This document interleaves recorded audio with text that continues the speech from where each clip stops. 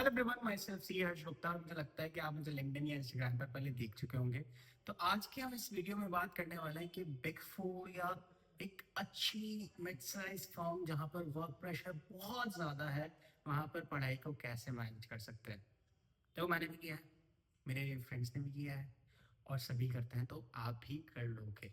लेकिन कैसे करेंगे, क्योंकि हमने आज से पहले तो कभी नहीं करा, किसी ने नहीं किया होता, लेकिन फिर भी कर लेते हैं। तो सबसे पहले तो एक पॉजिटिव माइंडसेट रखना है। लेकिन क्या सिर्फ पॉजिटिव माइंडसेट रखना काफ़ी होगा? नहीं। आपको पॉजिटिव फ्रेंड्स भी अपने साथ रखने पड़ेंगे। पॉजिटिव फ्रेंड्स क्यों? क्योंकि देखो, आप ना कभी कभी लैग करोगे, आपकी विल नहीं होगी पढ़ने की, आप मोटिवेटेड फील नहीं करोगे फ्रॉम विद इन, क्योंकि आपका काम अच्छा नहीं हुआ है, तो आपको सीनियर से डांट पड़ी है, दिस और दैट रीजन आप बहुत ज़्यादा एग्जॉस्ट हो चुके हो due to excess excess travel. So इस वजह से आपका पढ़ने का मन नहीं है, तो आप क्या कर सकते हो? आपको पढ़ाई तब भी करनी है। सो इसलिए आपके पास एक अच्छे फ्रेंड्स होना बहुत इंपॉर्टेंट है, जो आपको पुश करते हैं कि भाई तू कर लेगा और तुझे करना होगा। सो ऐसे मेरे पास कुछ एक दो फ्रेंड्स थे, लेकिन वो ड्यूरिंग जो प्रिपरेशन का टाइम होता है सी फाइनल की लास्ट के 5-6 महीने, वहाँ पर आई फाउंड सम। लेकिन अगर आपको स्टार्टिंग में मिल जाते हैं स्टडी पार्टनर्स इस तरह के, और बहुत ज़्यादा नहीं ढूंढने, ग्रुप स्टडी में कन्वर्ट नहीं करना है, सी फाइनल में बर्बाद हो जाओगे अगर ग्रुप स्टडी करने के पीछे भागे। तो इट्स जस्ट कि खुद को यूं मोटिवेट करना है कि देखो, एक तो फाइनल में बच्चे फेल बहुत होते हैं, बड़े बड़े शोरमा, बड़े बड़े रैंकर्स भी फेल होते हैं। सो मेरी टीम में मेरे सारे सीनियर्स बहुत ही ज़्यादा स्कॉलर थे, बहुत ही ज़्यादा स्मार्ट थे। Someone had more marks than me in intermediate. Someone was a ranker in CA Foundation, and one of them did their undergraduation from a very prestigious college of Delhi University. But still, all three of them got field in C A final, और वही मेरे लिए एक तरह से reality check था। और उस चीज़ ने बहुत ज़्यादा मोटिवेट करा था मुझे कि यार दे ऑल फेल्ड, ठीक है। और जब वो फेल हुए तो उस टाइम पे मेरे एग्जाम्स में लगभग लगभग 8-9 महीने बचे थे। सो मेरे पास ये था कि अब मैं थोड़ा सा टाइम वेस्ट करूँ अपना और मोटिवेट करता रहूँ खुद को, नहीं। तो वो डिसाइडिंग फैक्टर था, तो सिंपली तब मैंने डिसाइड किया कि अब मुझे अच्छे से पढ़ना है। लेकिन आपको आज से डिसाइड करके चलना है कि आपको अच्छे से पढ़ना है। इसके लिए कुछ आपके सीनियर्स हो सकते हैं जो आपको रेगुलरली गाइड करें, जिसका भी आपको टाइम मिल पाए। Just reach out to them for help और टू सीक देयर गाइडेंस।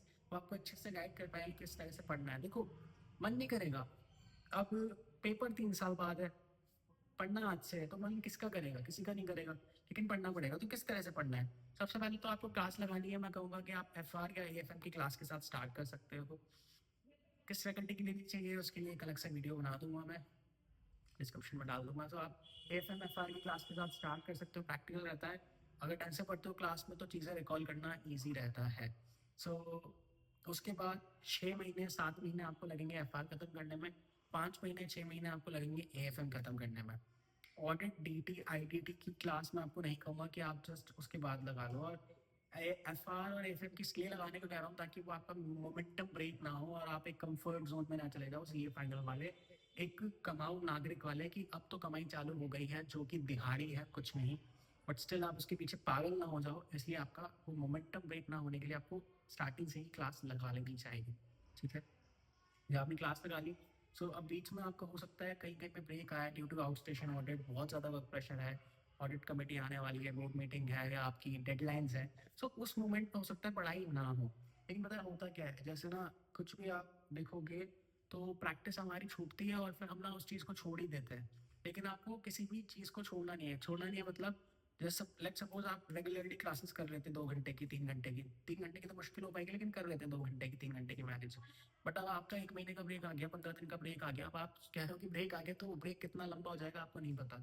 लेकिन आपको उसको लंबा नहीं होने देना है। आपको क्या करना है, 15 मिनट पढ़ लिए, आधा घंटा पढ़ लिए, जो ऑलरेडी पढ़ चुके हो वो थोड़ा सा पढ़ लिया, लेकिन पढ़ना है। उससे वहाँ एक आपकी लर्नर वाला एटीट्यूड जिंदा रहता है, आपका वो स्टूडेंट जिंदा रहता है। तो उसको जिंदा रखना बहुत इंपॉर्टेंट है, ठीक है। इसके अलावा छोटे छोटे टारगेट्स बनाना है, बहुत ज़्यादा हैवी टारगेट्स नहीं देना है। वीकली अगर मैं कहूँ, आपको 7 दिन होता है, सैटरडे संडे का ऑफ होता है, सैटरडे का नहीं है तो संडे का ऑफ होगा। संडे आप 6 घंटे निकाल सकते हो, 4 से 6 घंटे, 6 घंटे संडे के, 3 से 4 घंटे सैटरडे के, तो 10 घंटे ये हो गए, बाकी के 5 दिन के 10 घंटे, तो 2 घंटे का ईच डे। सो आप टारगेट ये करके चलो कि आप 20 घंटे एटलीस्ट हर एक हफ्ते में निकालने वाले अपनी सी ए फाइनल की स्टडीज़ के लिए। क्योंकि मैं आपको बता रहा हूँ, आपके आर्टिकलशिप का एक्सपोजर कुछ काम नहीं आएगा अगर आपके नाम के आगे सी ए नहीं लगता है। सो उन नाम के आगे सीए लगवाना बहुत इंपॉर्टेंट है। आपने आर्टिकलशिप डमी तो वैसे करनी नहीं चाहिए, लेकिन फिर भी लोग करते हैं। अगर डमी कर ली और सीए बन गया ना बंदा, चलेगा। करनी नहीं है डमी, ठीक है, बिल्कुल मत करना, क्राइम है। लेकिन अगर आपने अच्छा खासा एक्सपोजर लेके अगर आप सीए नहीं बन पाए ना, तो आपके ऊपर डिपेंड करेगा, देखो कि कितना स्किल सेट है और कितना आप अच्छे से अपने सर्विसेज को बेच पा रहे हो। लेकिन बहुत डिफिकल्ट होता है बिना डिग्री के अपनी सर्विसेज को बेच पाना।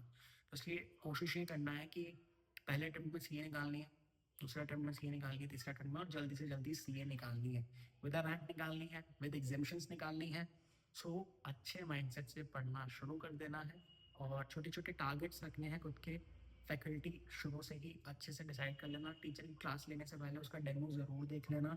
नहीं तो कई बार होता है जल्दी जल्दी में क्लासेस ले लेते हैं डेमो देखे बिना और फिर टीचिंग स्टाइल तक पसंद नहीं आता। तो वो चीज़ ना हो, इसलिए डेमो ज़रूर से देख लेना।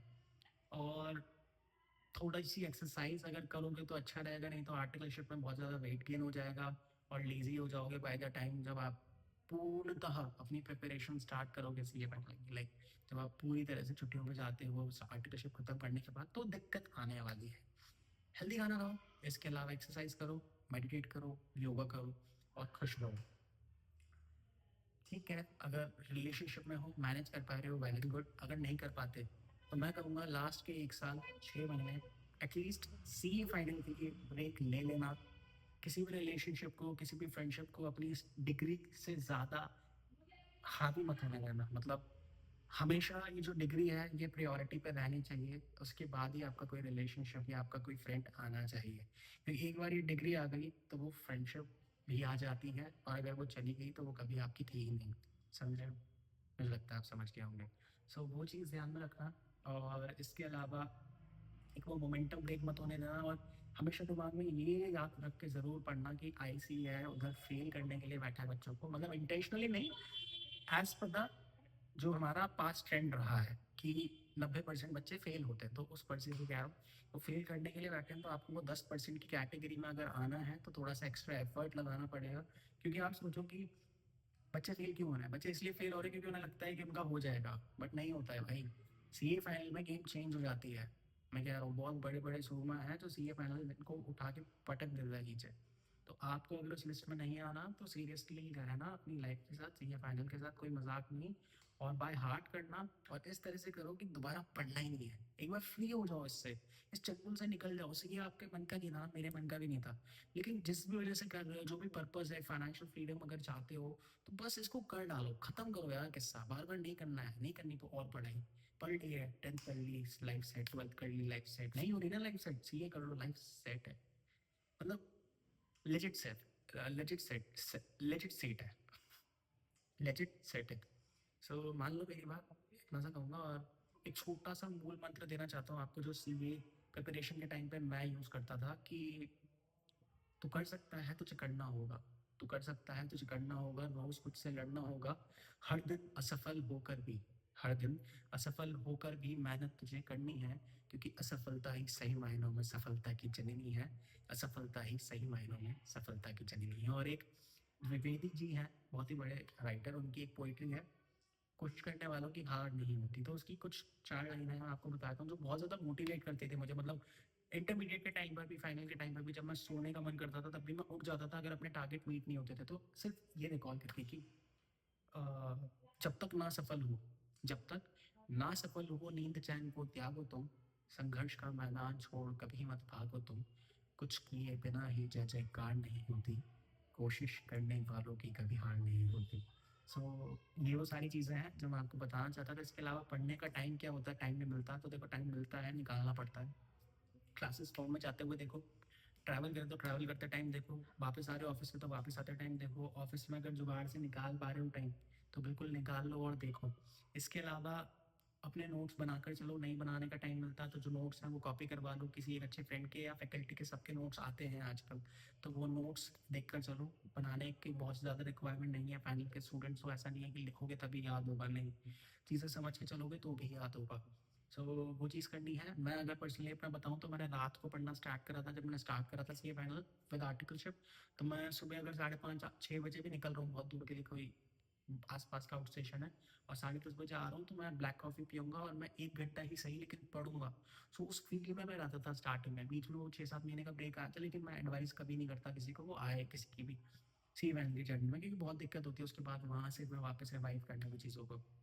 वो सब ध्यान रखना कि आपको सुबह शो कर रहा है या लेट नाइट। बट मैं फिर अगेन बताऊंगा, तो मैंने बाद में फिर सुबह का उसको स्विच कर दिया था जब मैं लास्ट के 4-5 महीने में था अपनी आर्टिकलशिप के, क्योंकि बहुत ज़्यादा प्रोडक्टिव होता है सुबह पढ़ना एज़ कम्पेयर टू बाद में रात को, क्योंकि रात में बहुत सारी चीज़ें पाइलअप हो जाती है काम की भी और आप ढंग से फोकस नहीं कर पाते, आपके दिमाग में बैक ऑफ द माइंड नहीं चल रहा था काम क्या करना है, क्या डिलीवरेबल है नेक्स्ट। इसलिए सुबह सुबह ख़त्म करो, जाते हो ट्रैवल करते टाइम पढ़ लो। और नोट्स ऐसे बनाने की ज़रूरत नहीं है, प्रैक्टिकल की क्वेश्चंस भी अगर ढंग से नहीं कर पाते तो 2 बार एटलीस्ट वो वीडियो में देख लो या नोट्स में देख लो 2 बार। एक बार वीडियो पे देख लिया तो भी चीज़ें थोड़ी रिकॉल होने लग जाएँगी, घर पे आके फिर प्रैक्टिस कर लेना प्रैक्टिकल की, सैटरडे संडे को प्रैक्टिस कर लेना। सो जो भी क्लास देख रहे हो प्रैक्टिकल की कोशिश ये करो कि उसको रिवाइज़ ज़रूर से कर लो। एएफएम तो एटलीस्ट रिवाइज़ करके ही चलना, ताकि बाद में एफर्ट कम लगाने पड़ेंगे। एफआर रिवाइज़ करोगे तब भी भूलने के चांसेस बहुत ज़्यादा हैं। तो बहुत ज़्यादा एफर्ट मत लगाना, बट हाँ, क्लास को ढंग से अगर रिवाइज़ करते हो तो बाद में एफर्ट डेफिनिटली कम होगा।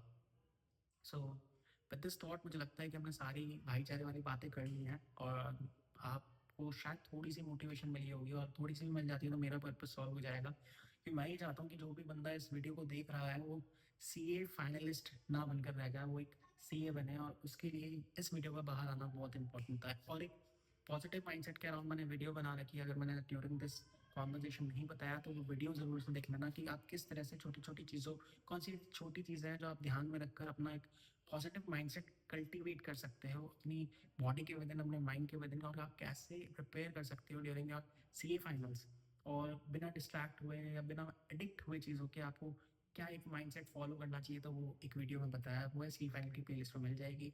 टिल देन बने रहना चैनल पे, हार्डकोर फाइनेंस की वीडियो लाता रहूँगा। इसे लाइक कर देना, कमेंट कर देना, ताकि और लोगों तक भी पहुँच जाए, और नए हो तो सब्सक्राइब भी कर देना। Till then bye bye.